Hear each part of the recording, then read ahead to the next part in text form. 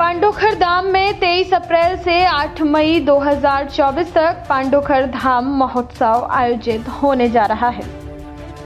दतिया जिले की भांडेर तहसील में आने वाले विश्वविख्यात पांडोखर धाम सरकार पर प्रतिवर्ष की भांति इस वर्ष भी पांडोखर धाम महोत्सव का भव्य आयोजन किया जाना है, जो कि 23 अप्रैल से 8 मई 2024 तक चलेगा। इस चलने वाले महोत्सव में 23 अप्रैल 2024 को मंगल कलश यात्रा से शुरुआत होकर श्री राम कथा, श्रीमद् भागवत कथा, प्रवचन, संगीत संध्या, मैजिक शो, ऑर्केस्ट्रा नाइट, जवाबी कीर्तन, आल्हा गान, रामलीला जैसे भव्य कार्यक्रम देश के बड़े बड़े कथावाचक एवं कलाकारों के द्वारा किया जाना है। वहीं पांडोखर धाम के पीठाधीश्वर गुरु शरण महाराज ने पत्रकार वार्ता कर बताया कि इस महोत्सव में विशेष यह है कि उन्होंने ऐसे लोगों को विशेष रूप से आमंत्रण दिया है जो विश्व भर में पर्चा लिखकर लोगों की समस्या को समाधान करने की बात कहते हैं और लोगों को भ्रमित करते हैं, उन्हें ठगते हैं। ऐसे लोगों के लिए एक प्रतियोगिता भी रखी गई है जिसमें 10 प्रश्न रखे जाएंगे। इन 10 प्रश्नों में अगर कोई 8, 6, 5 प्रश्नों के सही उत्तर देते हैं तो ऐसे संतों को वह सम्मान उपहार भेंट कर उनका हमेशा सहयोग करेंगे और सम्मान देंगे। उन्होंने कहा कि यह इसलिए करना पड़ रहा है कि इससे दूध का दूध और पानी का पानी हो जाएगा कि कौन सही है और कौन गलत, और देश की भोली भाली जनता सही और गलत समझ पाएगी।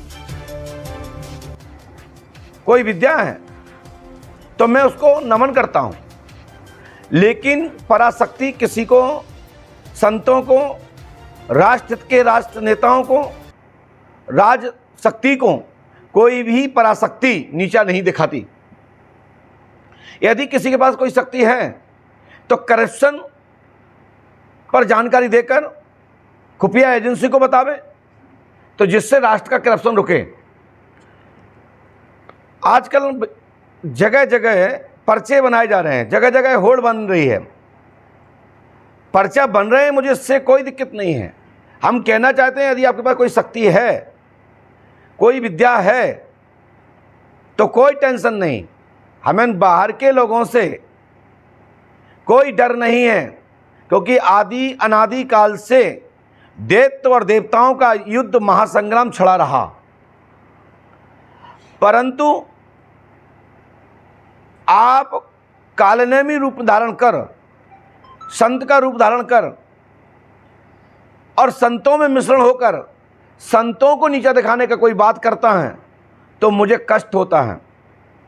यदि आप के पास वास्तविक कोई शक्ति है किसी के पास तो मैं उसका पक्षधर हूँ, सहयोगी हूँ, परंतु उसके लिए पांडोखर धाम में 28 तारीख को एक हमने सम्मेलन रखा है, आह्वान किया है कि भारतवर्ष के जितने पर्चा लिखने वाले हैं एक मंच पे आवे।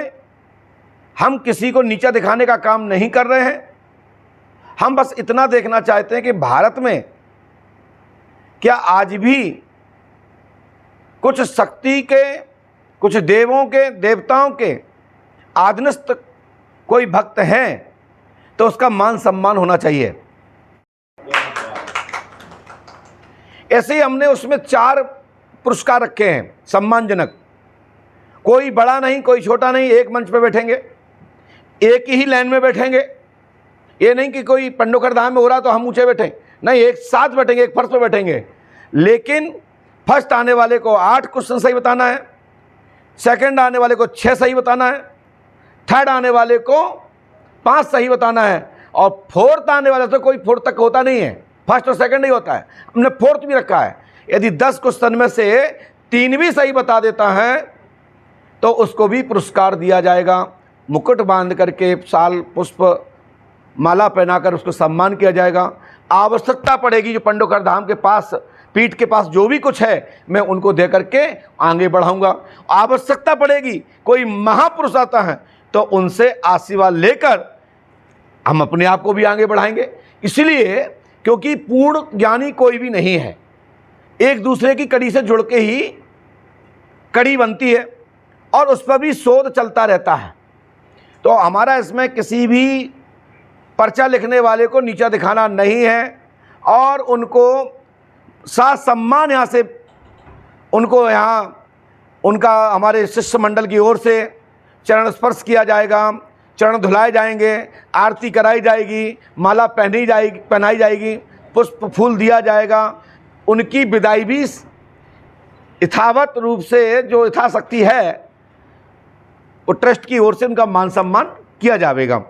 और मेला का लाभ, महोत्सव का आनंद और सोशल मीडिया के माध्यम से, इलेक्ट्रॉनिक मीडिया के माध्यम से दुनिया में ये डंका बजेगा कि आपस में ही एक दूसरे को जानकर आगे बढ़ने का काम कर रहे हैं। बाहर के लोगों से किसी को प्रमाण पत्र की जरूरत नहीं है। सनातन शक्ति बहुत मजबूत है। खबरों की दुनिया से लेकर संघर्षों की कहानी तक, क्षेत्रीय खबर और संस्कृति के संग बुंदेली माटी से बना एक अंग। बुंदेलखंड 24/7, स्वतंत्र बुंदेलखंड, सफल बुंदेलखंड।